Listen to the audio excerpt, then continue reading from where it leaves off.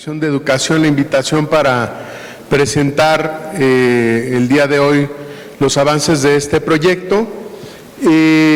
También les agradezco a todos ustedes el que asistan a esta charla, sin dejar pasar por alto el Día Internacional de la Mujer, donde nos solidarizamos en su lucha diaria por la justicia social y por la equidad de género. Esperemos que algún día logremos ese anhelo que tienen todas las mujeres del mundo de lograr una verdadera equidad. La gran parte de la presentación la va a dar la doctora Lorena Velázquez Álvarez. Ella es neuróloga clínica por el Hospital General de México, hizo la alta especialidad de neurogeriatría en el Instituto Nacional de la Nutrición y actualmente es la coordinadora de neurogeriatría en el Centro de Atención Integral del Adulto Mayor. Es maestrante por la Universidad Nacional Autónoma de México con este proyecto. Es un proyecto que ya lleva 5 años, que logró encontrar su nicho hace más o menos 5 años con una tesis de maestría en la prueba de concepto, posteriormente la prueba de fiabilidad de este concepto, que es el resultado de la tesis de la doctora González Aparicio, que ya está pronta a tener el título de maestría en Ciencias Médicas Ontológicas y de la Salud. Y por último, bueno, pues ese último producto que es la fase 3 de la prueba diagnóstica, que está a cargo de la doctora Velázquez. Entonces, sin más, los dejo con ella.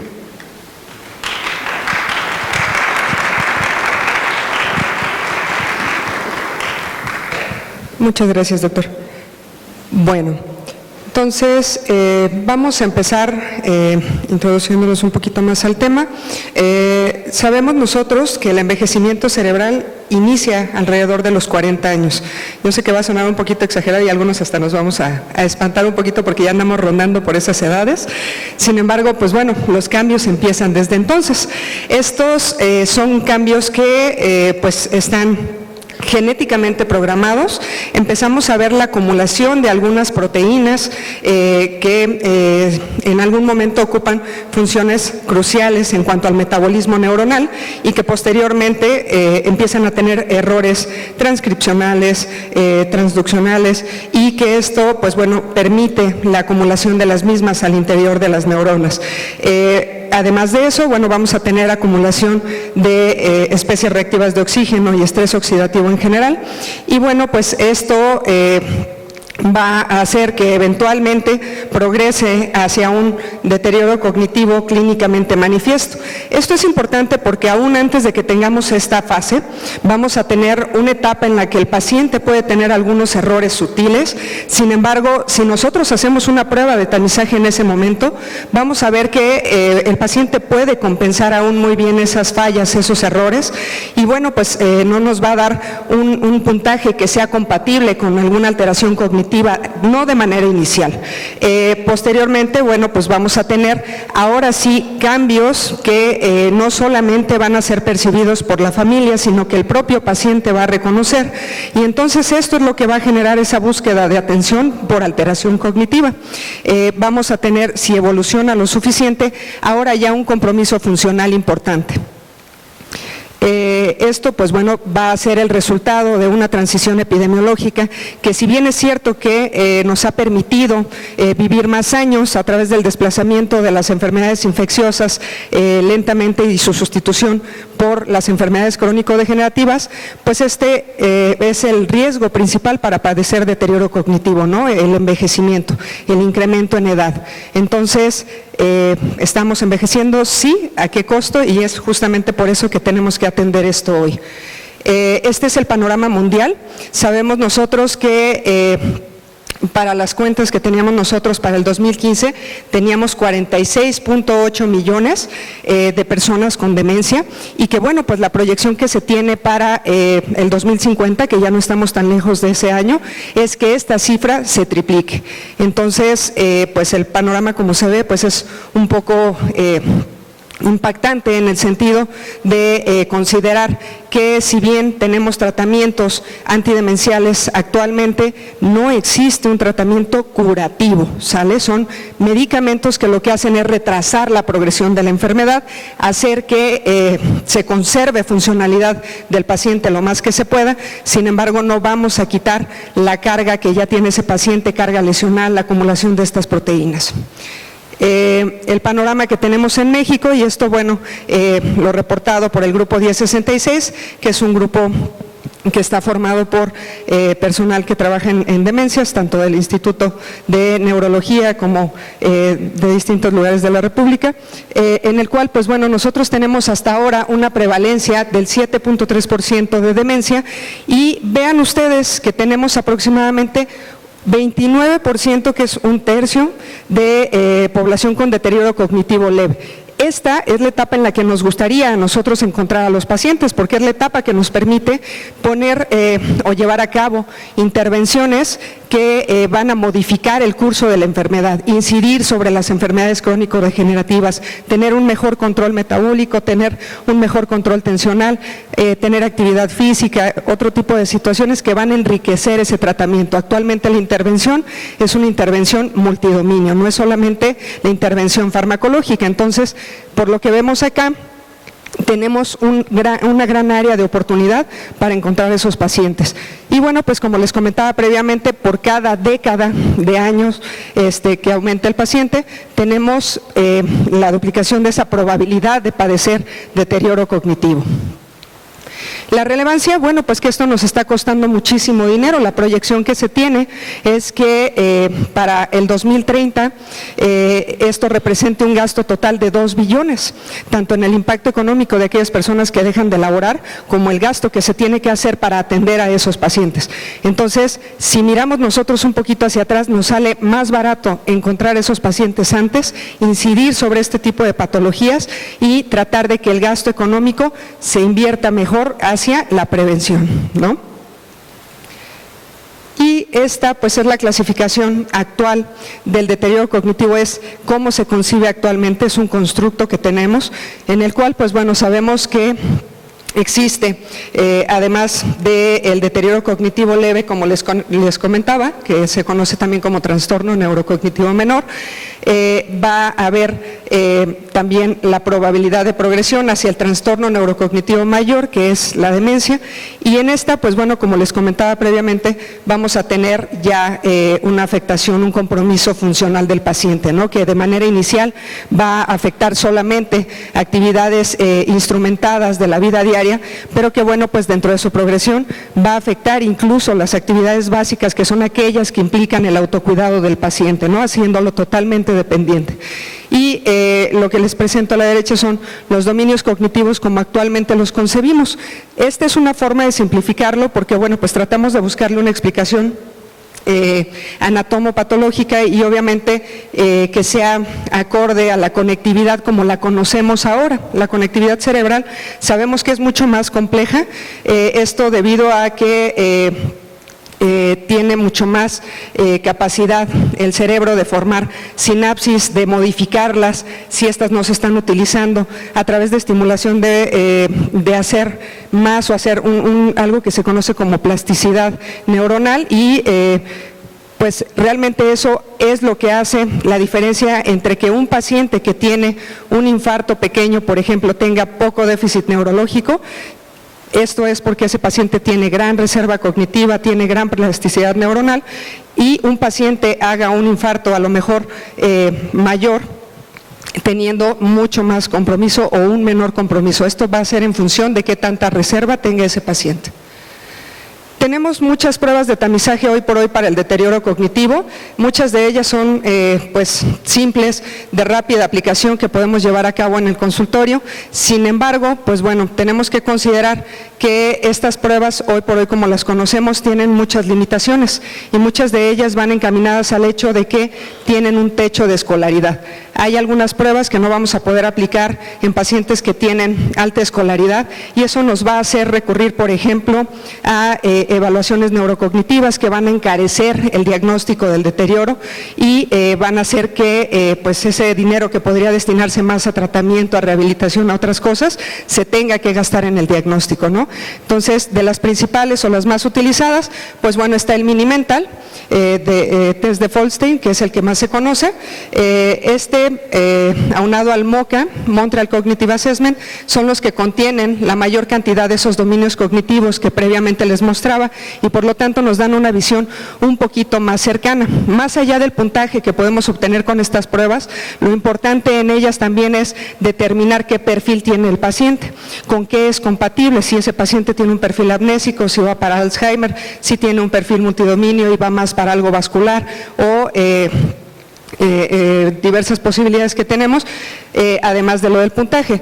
Pero al final de cuentas son pruebas que se siguen quedando un poquito cortas por lo que les comentaba, porque la aplicación se va a ver limitada, no solamente por eso, sino también por cuestiones socioculturales. Hay muchas adaptaciones de esas pruebas, validaciones y transculturización de las mismas. Sin embargo, a pesar de ello, vamos a tener que los pacientes que tienen esta cuestión de alta escolaridad o escolaridad nula pueden salir mal evaluados por estas pruebas. De ahí la necesidad de crear una prueba de evaluación cognitiva que no se vea limitada por este tipo de situaciones.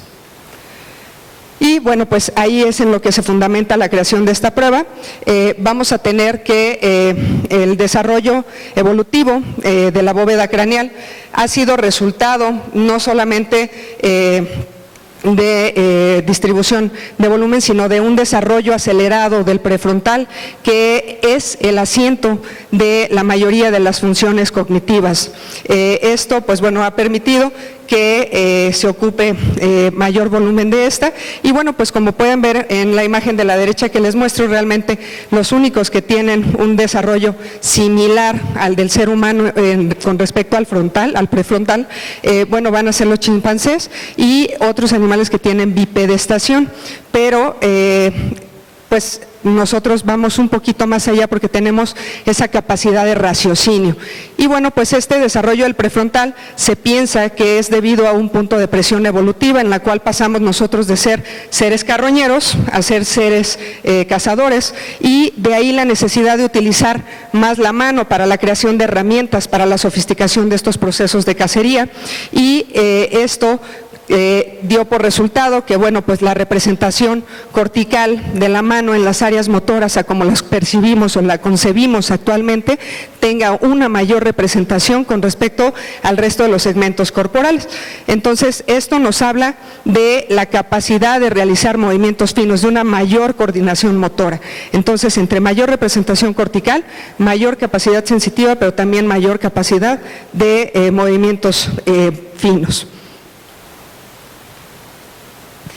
Y bueno, la interacción de las diferentes estructuras a nivel central que hacen posible el movimiento, sabemos nosotros actualmente que existe como un logaritmo muy establecido, ¿no?, de cómo se da esta secuencia de activación para lograr llevar a cabo un movimiento, y que estructuras que inicialmente se habían atribuido con función única y exclusivamente cognitiva, como es el hipocampo, no solo tiene esa función, sino que tiene una función de navegación también y que tiene que ver con el sistema motor. De ahí la relación que existe entre la habilidad motora y la habilidad cognitiva. Un paciente que tiene deterioro cognitivo va a tener, por tanto, compromiso motor. Lo que se ha estudiado más hasta este momento ha sido marcha y cognición, y de ahí, bueno, pues deriva un síndrome que se conoce como síndrome cognitivo-motor.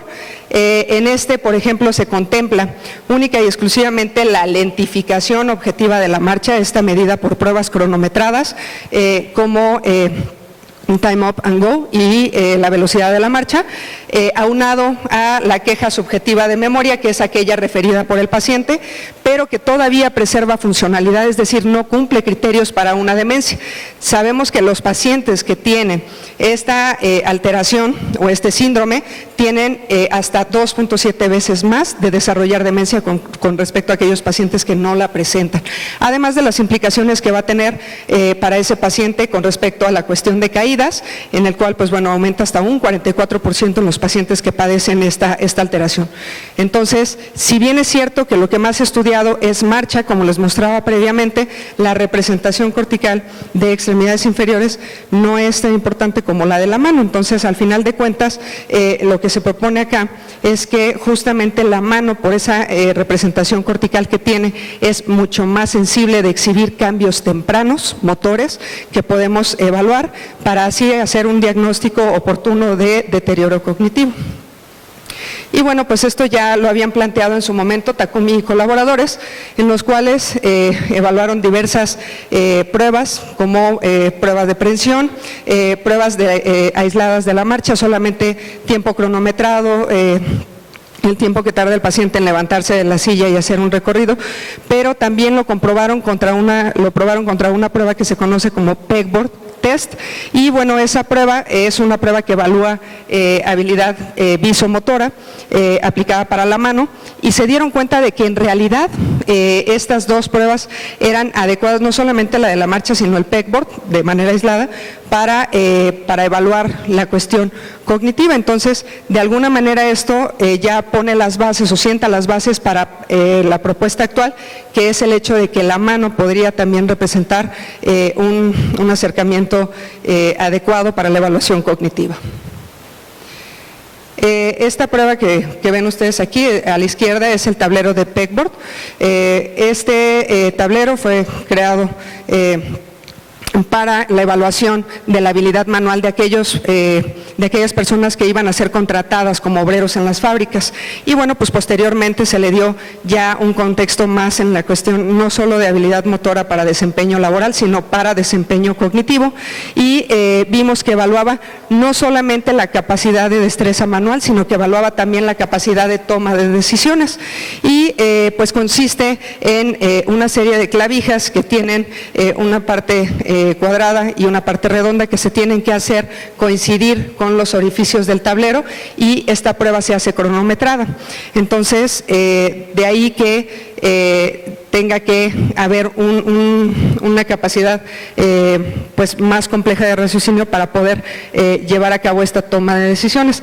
Aunado a esto, y para ponerle un candado más a esa evaluación, lo que se propone con esta prueba actualmente es aunar a ella la acelerometría. El acelerómetro es una herramienta que ya se había utilizado previamente para la evaluación de marcha, justamente como les había comentado, pero pues bueno, en este caso, pues para medir junto con el desempeño en el tablero de pegboard test, la toma de decisiones de este paciente, los movimientos de vacilación. Es una herramienta que nos va a permitir evidenciar de forma objetiva los movimientos que realiza el paciente, no solamente el tiempo que tarda en desempeñar la prueba, sino la dirección, la magnitud, la fuerza que se le imprime al movimiento.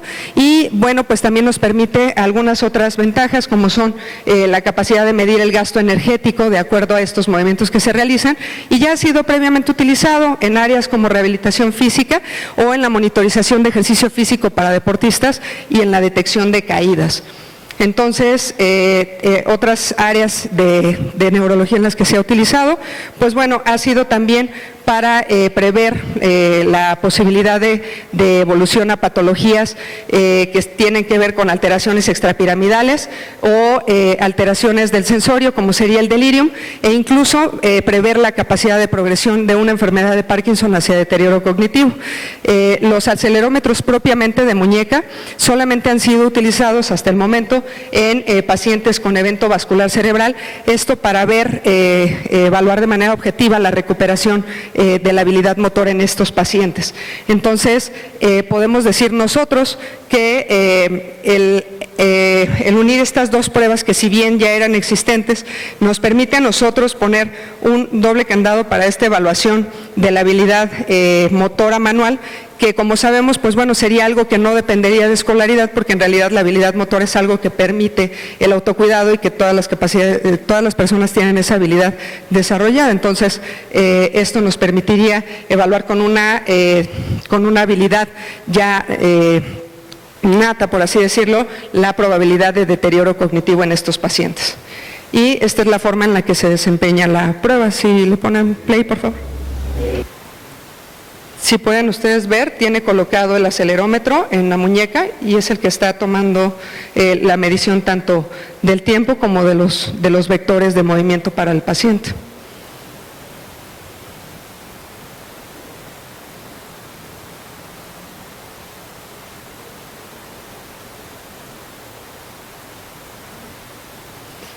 Y bueno, también como pueden ver, claramente ese paciente ya tiene serios problemas de desempeño en la colocación de las clavijas. Es un paciente que de hecho salió ya en clasificación para demencia. Entonces, comparto el micrófono para presentarles los resultados preliminares. Le voy a compartir el micrófono al doctor Rivera y agradezco su atención.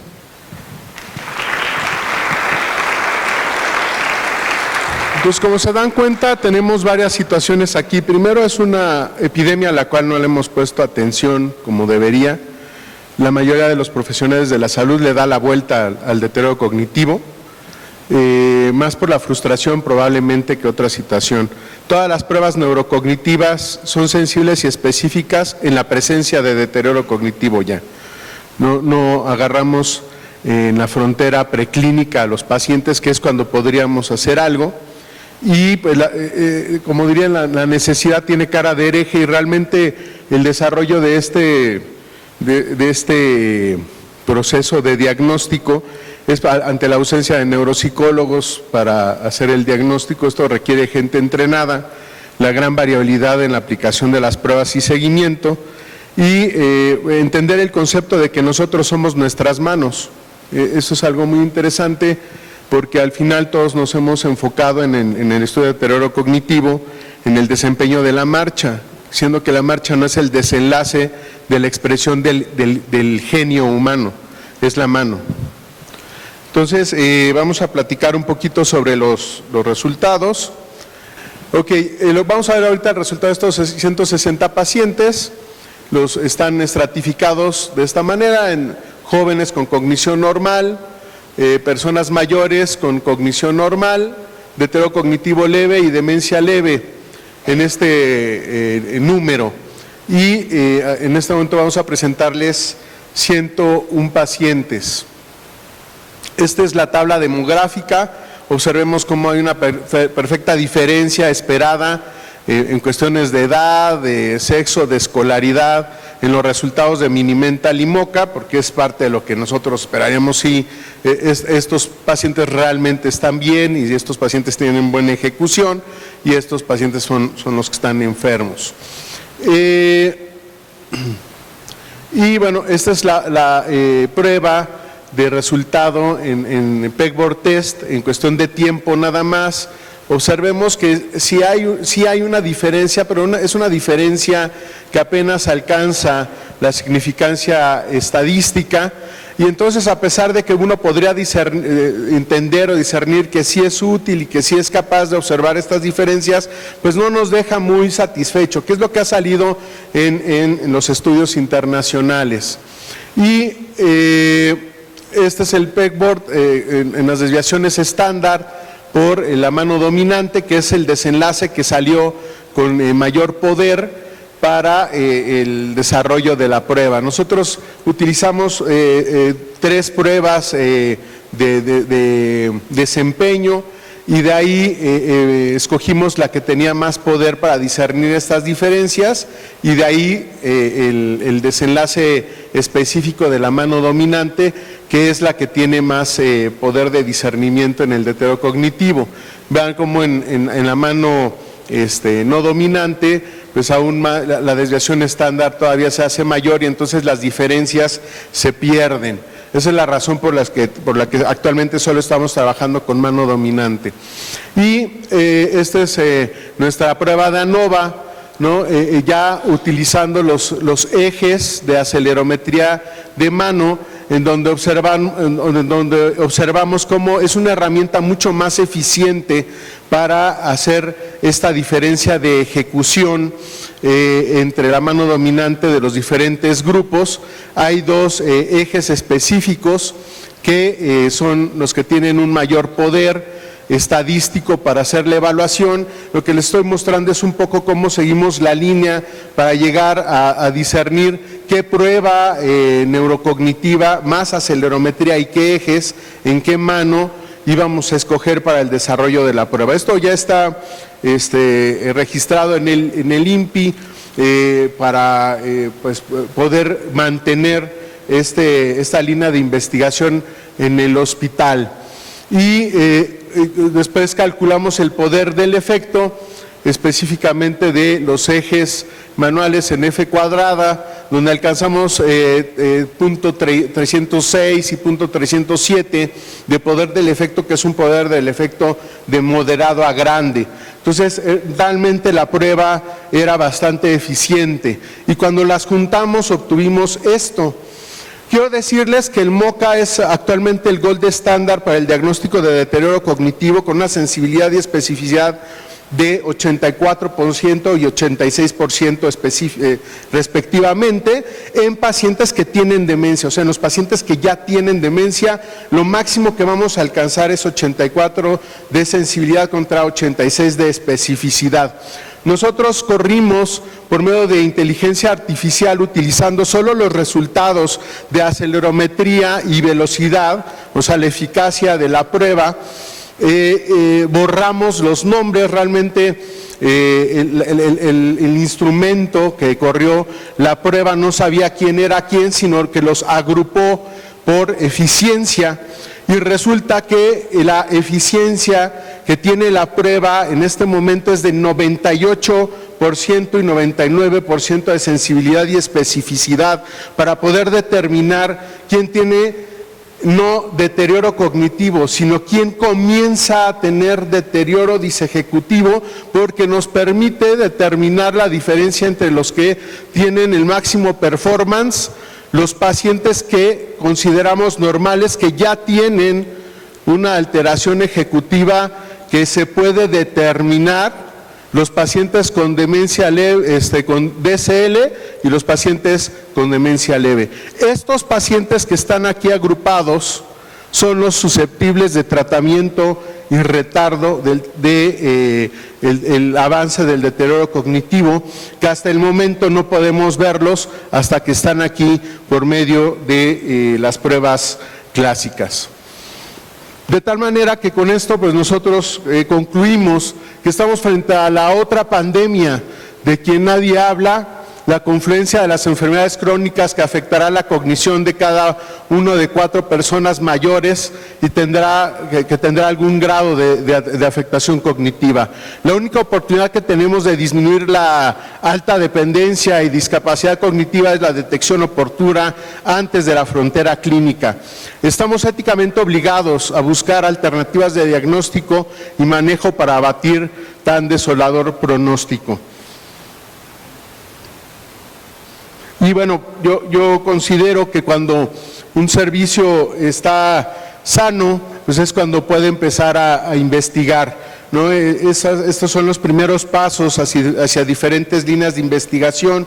El servicio de geriatría está constituido prácticamente por todas son mujeres, el 90% de nuestro staff son mujeres, y les agradezco a cada una de ellas su esfuerzo diario para podernos permitir los espacios, ese sobreesfuerzo que dan en el día a día para que nosotros podamos seguir desarrollando algo más que la atención médica. Muchas gracias.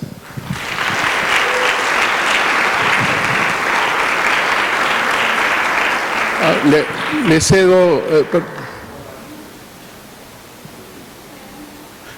¿Tienen alguna pregunta, comentario? ¿Alguna?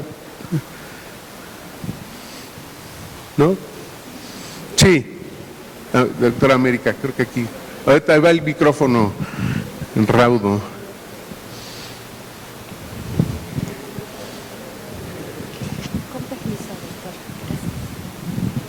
Bueno, primero muchas felicidades por el trabajo que han venido desarrollando Y como dice usted, doctor Rivera, estamos ante un panorama que pues no está tan lejano, ¿no? Entonces, podría haber una propuesta, lo que usted dijo al final me parece que es muy relevante, de que su servicio es un servicio donde las mujeres que están trabajando y los hombres que también están trabajando son sanos. O sea, cognitivamente, quiero pensarlo. ¿Qué tan fácil, qué tan factible sería que esto lo difundiera pues entre el personal de salud? Claro. Porque si tomamos la media de edad del personal de salud de este hospital, que se hizo hace algunos años, fue entre los 55 años. Y de acuerdo a lo que dijo la doctora Lorena, empieza esto a los 40. ¿Por qué no también cuidar al personal de salud, tomando en consideración esto que acabo de decir? Gracias. Le agradezco su comentario. Sí lo hemos hecho en la Semana del Adulto Mayor de los últimos 2 años. Hemos diagnosticado deterioro cognitivo. El problema son las implicaciones de índole legal y social. El 70% de las personas que vinieron a la Semana del Adulto Mayor tienen deterioro cognitivo. El 90% venían solos. Entonces, imagínense diagnosticar en un 20% de nuestro personal algún grado de deterioro cognitivo, que tiene implicaciones de índole laboral, decir, hijo, está dando consulta y tiene demencia. Sí, creo que sí será lo correcto desde el punto de vista, y también lo hemos mantenido un poco underground por la situación de los derechos de autor.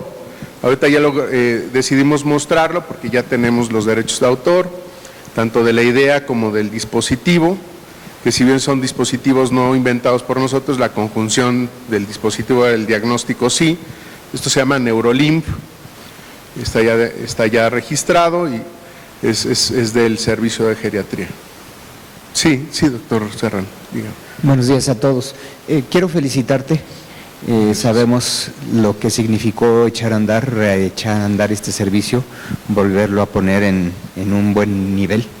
Y quiero darte una muy buena y muy grande felicitación por todo lo que se ha logrado en este corto tiempo. Sabíamos que iba a ser así y yo espero que sigan cosechando éxitos. De verdad es admirable lo que se ha hecho en tan poco tiempo. De verdad, muchas felicidades. Muchas gracias, doctor. Gracias. Es trabajo en equipo. Una sola persona no puede hacer ni la mitad de lo que hemos logrado. Es porque cada uno de los médicos de base, los residentes, poco a poco se han ido convenciendo de que podemos hacer algo mucho más grande trabajando juntos que comprándonos broncas entre nosotros, pero ahí vamos poco a poquito. Sí, doctor Martínez Murillo. ¿Alguien? Perdón, vine primero acá, doctora Minerva López. Buenos días, me ha parecido fantástica la sesión del día de hoy en la mañana y mi pregunta va en relación a ¿cuánto tiempo se tarda uno en hacer esta prueba, pensando en que probablemente ya quede más adelante implementada? ¿Y en qué momento de la evaluación neurológica del paciente podríamos hacerla? Y luego, si esta tiene algunos prerequisitos o condiciones para poder ejecutarla, ¿no? O sea, ¿en qué condiciones debe de venir el paciente? Si es en la primera consulta, en la segunda consulta, es decir, ¿cuáles son la forma en la que podríamos implementarla en un futuro no muy lejano, por lo que veo? Gracias. Muy buena pregunta. El prerequisito es que el paciente venga no en ayuno, de preferencia descansado, sin haber tenido periodo de insomnio. La prueba en total entre la conexión del dispositivo de acelerometría, ponerse en línea y la ejecución de la prueba son 5 a 7 minutos, que es menos de la cuarta parte de lo que te lleva a hacer un MOCA. Pues para un hospital de este tamaño sería excelente. ¿Cuándo? Yo después de ver estos resultados en la primera consulta. Sí.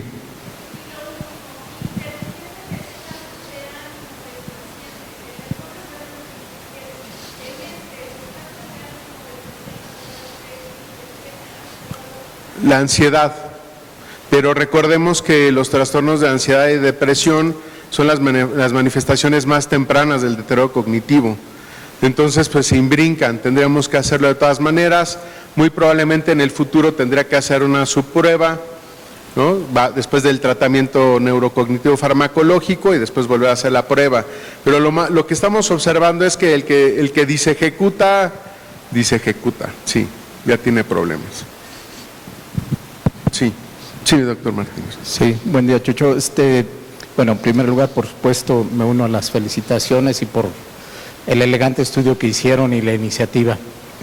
A mí lo que me llama la atención, y bueno, no sé si hay una explicación, Chucho, bueno, lo comentó la doctora. Sí. Hablando de la estadística mundial, vemos que se dispara mucho, hay un pico en población asiática del deterioro cognitivo. ¿Esto tendrá que ver con factores raciales, nutricionales? Porque sabemos que evidentemente el tipo de alimentación se presta para algún tipo de enfermedades, o tiene que ver también con la mayor longevidad que puede existir, por ejemplo, en el caso de países orientales, Japón, por ejemplo. No sé si hay alguna relación con respecto a ello. Sí, yo creo que la primera y la más importante a mencionar es que son poblaciones genéticamente más puras. No hay tanto mestizaje como tenemos nosotros.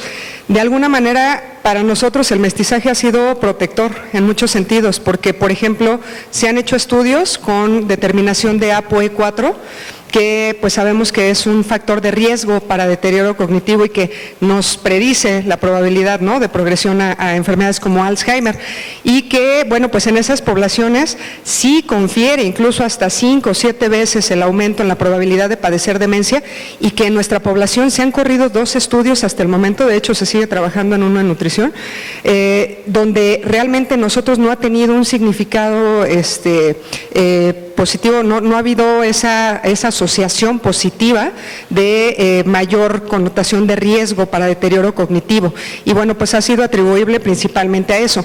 Efectivamente sí, tienen mejores hábitos dietéticos. De hecho, pues bueno, como les comentaba yo, lo que se ha estudiado hasta el momento es la intervención multidominio, que por mucho es la que más resultados positivos ha obtenido, en la cual no solamente es pues la implementación de la prescripción para evitar la progresión del deterioro cognitivo, sino también la prescripción de actividad física, la dieta, que principalmente se aconseja una dieta de tipo mediterráneo, que pues a veces por condiciones socioeconómicas en nuestro país es bien difícil de llevar, pero que sería la que más muestra retraso en la progresión, pues por las implicaciones que tiene para el estrés oxidativo, obviamente el control adecuado de enfermedades crónico-degenerativas, que si bien es cierto que pues nosotros tratamos de atenderlas lo más oportuno posible, nuestra población no tiene como el hábito de tener como ese seguimiento para ver en qué momento aparece, y no los detectamos casi siempre al inicio, ¿no? Los detectamos cuando ya están un poquito más avanzados. Entonces, yo diría que es justamente por eso que vemos que en algunos lugares, particularmente en los asiáticos, este aumento es tan importante. Muchas gracias. Gracias a usted, doctor. Yo le puedo agregar que la dieta baja en glutamina es otro de los elementos. Ellos, sí, por eso los europeos tienen este factor nutricional protector. La dieta en lo que cambia son los gramos de glutamina. Y la glutamina es mala o es buena de acuerdo al contexto. Específicamente el contexto isquémico la vuelve tóxica. Y el contexto de salud general la vuelve benéfica. Así es, ¿no? Sí, maestro Carrillo, dígame. Sí, gracias. Primero, nuevamente felicitarlos. A veces me cuestionaba, cuando llegué aquí al hospital hace 30 años, ¿cuándo veríamos a jefes de servicio con alta especialidad y con maestría y doctorado? Y ver lo que ustedes presentaron de esta manera tan contundente, lo único que hace es ver la necesidad tan imperiosa de que la gente se siga preparando. O sea, esto que decía el doctor Serrano, de que en poco tiempo estamos viendo estas gráficas, este desarrollo, pues lo único que habla es de un profundo trabajo que están realizando, y Y pues no hay más que eso, de seguirle dando a la maestría y al doctorado, teniendo la especialidad, y este hospital lo merece. Y es un poco el llamado para que la gente se dé cuenta lo que puede suceder teniendo gente de su calidad como la que ustedes nos están presentando. Muchas La gracias. segunda cosa es, el maestro Olvera, nuestro neuropatólogo querido, nos comentaba alguna vez y decía, es que en México no hay Alzheimer. Y él nos comentaba con mucha claridad, porque esto también está muy difundido, ¿no? Que todas las demencias son Alzheimer y eso no es cierto. Entonces, decía, no sé, nos comentaba 30,000, 40,000 autopsias que él hizo. Realmente me decía, nosotros vimos entre 10 a 15 pacientes con Alzheimer. Y la mayor parte de la demencia entonces es vascular. Entonces yo quería escuchar su opinión e iba un poco también por lo que comentaba aquí el doctor Martínez Murillo, que es el hecho de, pensaba en la alimentación y en el ejercicio y un poco ligado con esto de la hipertensión, ¿no? O sea, cómo se va dando todo este ciclo o de riesgos que se van sumando en el transcurso del tiempo. No sé cuál sea la opinión de ustedes al respecto. Sí, bueno, es una observación bien interesante. Digo, el maestro siempre fue adelantado a su época. Digo, yo tuve la oportunidad de tomar clases con él y era brillante, brillante el doctor. Y la verdad es que tenía razón. O sea, ¿cuántos años tuvieron que pasar para que surgiera apenas un artículo este año, publicado en el Nature, que pone en duda si el Alzheimer realmente es una enfermedad? Porque lo hemos dicho antes. El depósito del beta-amiloide es un cambio asociado al envejecimiento. De hecho, el doctor Gómez Sapo, cuando nos da la clase de envejecimiento cerebral, es algo que encontramos aunado al envejecimiento, van juntos. Y en realidad lo que vemos es que el deterioro cognitivo comienza a partir de cuando se empieza a elevar la proteína tau, ¿no? Que en realidad es otra de las proteínas que juega un papel muy importante porque tiene que ver con la citoarquitectura, de la neurona y que se encarga del transporte, ¿no? Entonces, realmente creo que eso es algo que está muy en boga y que se postula porque lo vemos como cambio de base en prácticamente todas las demencias. Entonces, es muy difícil, por esta indicación de la histopatología, el decir qué tan pura es una demencia con respecto a la otra. Entonces, yo lo pensaría más como un cambio asociado al envejecimiento y algo que vamos a ver más de fondo en todas las demencias que una entidad por separado. Esa es mi perspectiva. Y con respecto a lo vascular, no están separados. Efectivamente, hay una teoría que conecta estas dos vías, la vía vascular con la vía neurodegenerativa, y es bien interesante porque nos postula que el primer golpe que recibe la barrera hematoencefálica, que es el cambio inicial, el aumento en la permeabilidad de esta y que va a desencadenar el cambio inflamatorio a nivel del sistema nervioso central, está dado por los cambios vasculares de inicio. Entonces, para que haya esa neurodegeneración, casi siempre el primer switch lo prende lo vascular.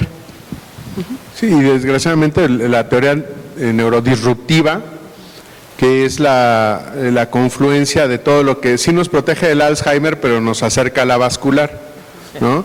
Entonces sí somos King Kong contra Alzheimer, pero la teoría disruptiva es todos los fenómenos proinflamatorios que inician temprano, específicamente diabetes, hipertensión, enfermedades proinflamatorias como es el cáncer, como es las enfermedades autoinmunes, como los cambios de osmolaridad, que eso es uno de los golpeteos que teníamos hace años con los endocrinólogos, porque ellos quieren a nuestros pacientes en 100 y nosotros en 160, y ahora ya hay evidencia de que esos cambios de osmolaridad severos lesionan más que tener 140 constante de glucosa, ¿no? En fin, estamos ahí, es lo bonito de la ciencia, que estamos todavía en ese ring, pero el fenómeno disruptivo de la barrera hematoencefálica, aún las intervenciones para salvar a alguien, para curarlo a alguien, pueden ser el gatillo que inicie el deterioro cognitivo temprano por estos fenómenos de intervención, curativos.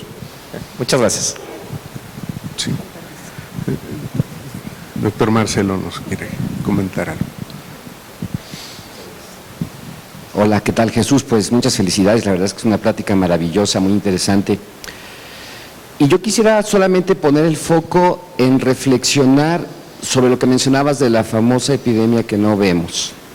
Me hace mucho pensar en la que nosotros sí vemos, que es la aterosclerosis ligada a los fenómenos vasculares más típicos, más clásicos, como la enfermedad del corazón y la enfermedad cerebrovascular. Pero aquí estos caminos son muy semejantes, son paralelos, pero tienen la misma raíz.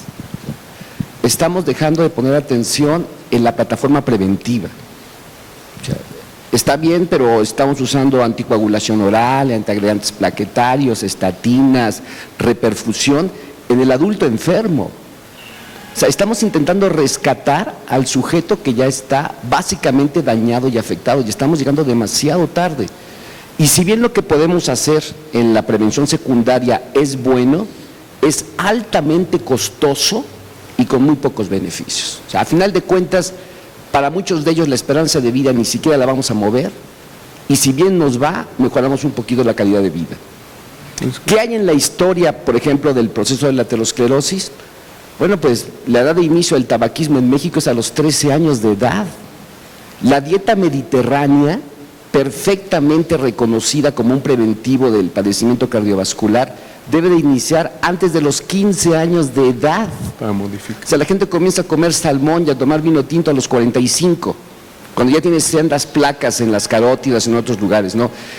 El tema de la hiperglicemia, por ejemplo, los endocrinólogos se han cansado de decirnos, cuando tú diagnosticas al diabético, piensa que lleva 10 años sufriendo hiperglicemia asintomática.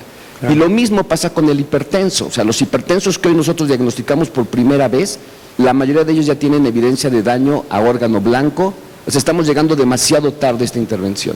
Totalmente de acuerdo. Creo que el mensaje fundamental, no está mal encontrar calculadoras de riesgo, parámetros que nos permiten identificar al sujeto en riesgo y qué poder hacer por él. Pero la prevención tiene que iniciar muchísimo más temprano, o sea, en la infancia, y centrar el foco, que esto es un papel que nos toca a todos, especialistas y no especialistas, hablar de la prevención de la salud a las mamás que están embarazadas, que tienen niños en el kinder y que están así, en el momento ideal para hacer este tipo de prevención. Y nuevamente felicidades, Chucho. Muchas gracias.